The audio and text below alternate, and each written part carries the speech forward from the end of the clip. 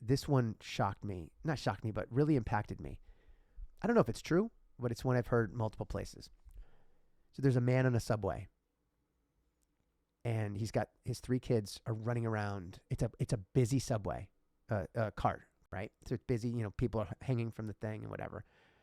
And his kids are zigzagging in between the people, and they're just, my mom would be like, "Oh my God, these children! He should do something about these children." And the dad, the entire time, is just looking he's ignoring them. He's looking out the thing, right?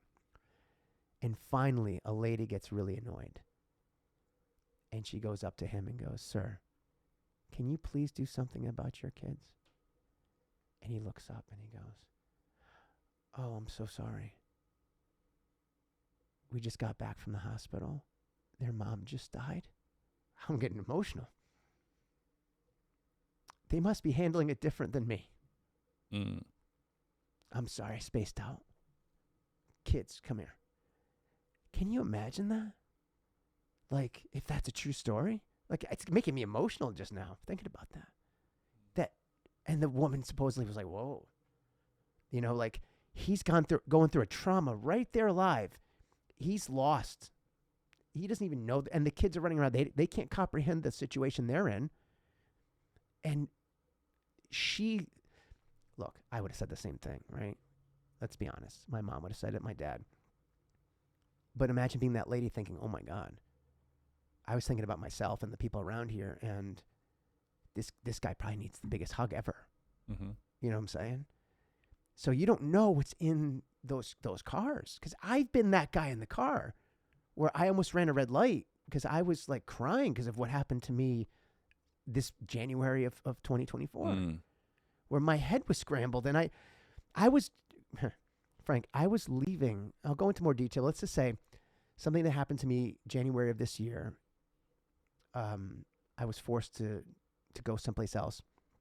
And I was pulling my travel trailer, big, tall, 40-foot trailer behind my truck, where I'd been traveling around the country and stuff.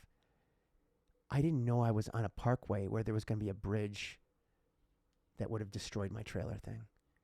If it wasn't for a driver that pulled up and beeped, and he said, and he pointed, he's like, the bridge. And I go, oh my God, thank you. I was in a mental coma. I was in shock. Mm-hmm. I pulled off at the last possible exit before my trailer, the top would have been ripped off of it. It was like the something parkway here in, New York State, where you're not supposed to have trucks on it. I didn't know. Imagine if that guy would just laying, you idiot, get out of it. But he took the time, like, roll down your window. It's like, and I'm like, oh my God, I'm sorry. I zoned out, and I got off the last effing exit. It was like God helping me. You know what I mean?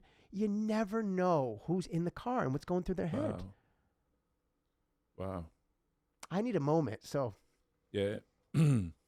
Brother, I'm really glad you touched on that because, we started this for a reason, and now we're going to touch on other things. And what you just mentioned was so freaking deep because we could be very impatient and sensitive, not being mindful of what another person is going through. And if we were to understand that, our perspective would be completely the opposite. We wouldn't be the rushy, annoying, the worst versions of ourselves while doing this and not even considering what the other person may be going through.